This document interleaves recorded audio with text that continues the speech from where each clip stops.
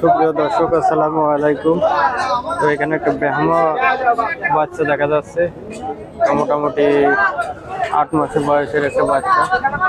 দেখুন দেখুন যে কি অবস্থা, পায়ের মোটামুটি অনেক ভালো দেখেছেন, নাভি মোটামুটি কম্বল অনেক ভালো আছে। তো এই ধরনের বাচ্চা পুষলে অবশ্য ভালো লাভ করা যাবে। তো কেমন দাম চাই সেটা ভাই, কত দাম চাইছেন এই বাচ্চাটা? 3 লাখ। দর্শক দেখেন, 3 লাখ টাকা বাচ্চা তার দাম চাচ্ছি। তো কত হলে বেচা কিনা করা যাবে?